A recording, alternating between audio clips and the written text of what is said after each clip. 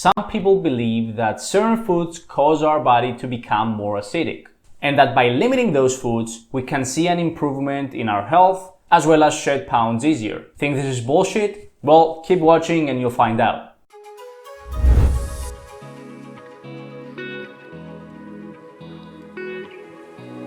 The Alkaline Diet is a nutrition plan that is based on the idea that certain foods cause the pH in our body to become more acidic, and that in turn is a cause for various chronic diseases like cancer as well as weight gain. Inversely, the other premise is that certain foods cause our body to become more alkaline, thus providing a protection against these unwanted side effects. Now, if you skipped chemistry in middle school, we measure how acidic or alkaline a solution is using the pH scale.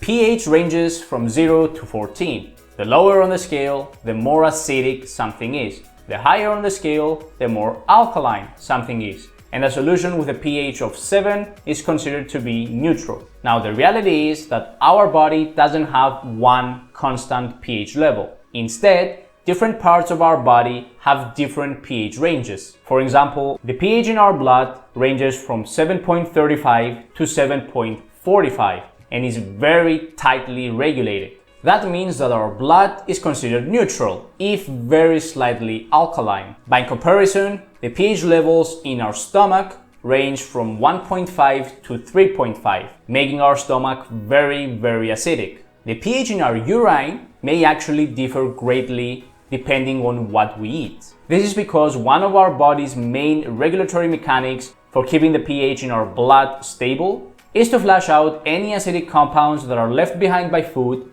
through urine. So for example, if you eat a food that's very acidic, then your urine will also be more acidic, because your body will flush out the acidic compounds in order to keep your blood pH stable. So, a small description of the alkaline diet, and then we'll go straight ahead to evaluating its effectiveness. Certain types of foods leave behind so-called acidic ash, meaning acidic compounds that can build up in our body and cause it to become more acidic. These foods include all animal proteins. This means meat, poultry, fish, eggs, dairy, as well as grains. So bread, pasta, rice, etc. And are of course eliminated or at least very strictly restricted in the alkaline diet. Also, salt, alcohol, and coffee are restricted as well, because they are also considered to be acidic. Foods that are considered neutral, so neither acidic nor alkaline, are sugars, other starches, and natural fats like oils, and those are allowed. And of course, foods that are considered alkaline will make up the bulk of one's nutrition and include fruits, vegetables, nuts, and legumes. So in hindsight, you have a diet that is basically vegan, but also cutting out grains and relying mostly on fruits, vegetables, legumes, and nuts. So to figure out if the alkaline diet actually works,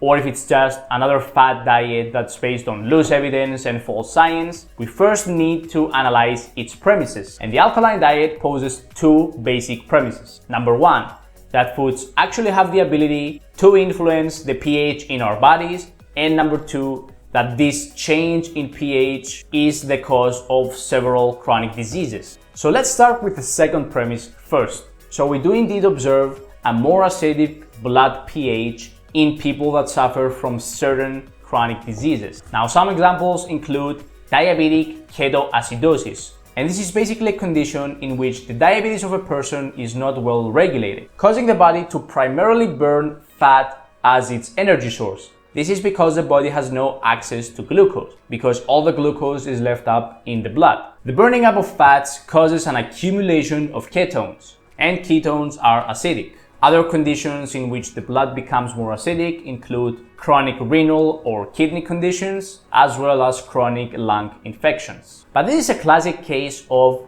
correlation doesn't necessarily mean causation, or if you'd prefer, the chicken and the egg analogy. We observe a more acidic blood because of those conditions, not necessarily the other way around. When your blood becomes more acidic or more alkaline than the tight range that it should be in, this can very quickly cause very serious problems or may even be fatal. our cells thrive in a very limited range of pH. Going out of bounds for even a little bit can cause the cells to die. So it's not like you right now, because you're eating a lot of meat, could have acidic blood and experience cancer 30 years from now. That's not how it works. If you were indeed suffering from acidic blood, then you would be experiencing much more severe problems much earlier.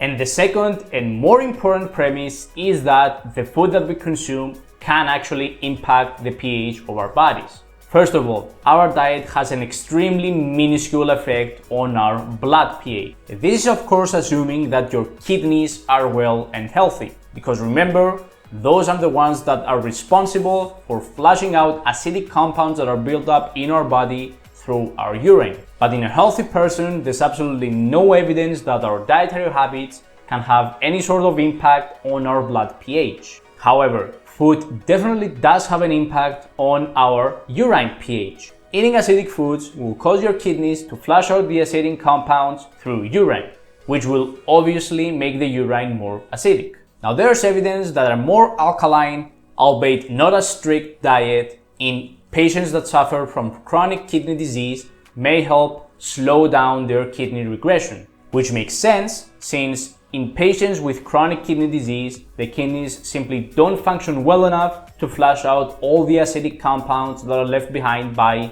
acidic foods. People that suffer from chronic kidney disease should specifically be very careful and very restrictive on their protein intake. However, and this is something that I mention all the time in my videos, just because a certain group of people with a certain chronic condition need to restrict a certain aspect of their diet doesn't necessarily mean that it was that aspect of their diet that was responsible for developing the chronic condition, nor does it mean that the rest of the population would benefit from restricting the certain aspect as well. Chronic kidney patients should definitely monitor and restrict their protein intake. However, A, that doesn't mean that it was the protein intake itself that was to blame for the development of the kidney disease, and B, doesn't mean that the rest of the healthy population should restrict their protein intake. There's no evidence that eating acidic foods like animal proteins and grains is going to increase your risks of developing chronic kidney disease. And if you watched my last video about 5 nutrition myths,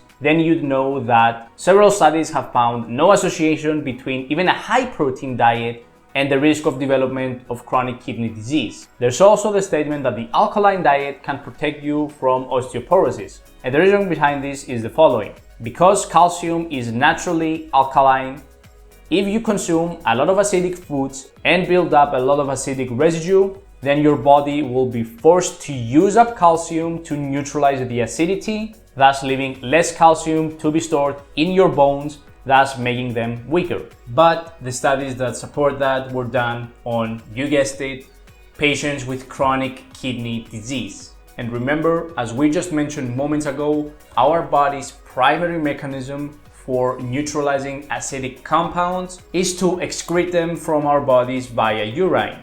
Now, a person that suffers from chronic kidney disease may not in fact have the kidney function that is necessary in order to flush out the acidic compounds that are built up in the body. So for that person, the body may very well resort to neutralizing the acidic compounds using calcium. So it is entirely possible for a person that suffers from chronic kidney disease to experience a loss of bone density if consuming a diet that is high in acidic foods. However, there's no research that proves that a healthy person will benefit from eating an alkaline diet when it comes to their bone density. Conversely and ironically, a person that follows a strict alkaline diet may in fact experience a bone density loss. This is because following a strict alkaline diet will cause a decrease in consumption of important nutrients when it comes to bone density, like calcium and protein. So while following a more alkaline diet, not necessarily the strict alkaline diet, just a more alkaline nutrition in general, for patients that suffer from chronic kidney disease may be beneficial when it comes to bone density, there's no research or evidence that proves that this is the same case with healthy people. There's also no research or evidence that proves that the alkaline diet may prevent certain chronic conditions like chronic obesity, cancer, or any of the sort. When it comes to obesity, I'm sure you guys probably already know that calorie balance is the thing that determines whether you'll gain or lose weight. And when it comes to chronic conditions like cancer, there are a ton of risk factors that come into play, and it's not as simple as blaming a certain factor as the fundamental cause for the disease. Now, the alkaline diet could very well be somewhat effective in preventing various chronic diseases.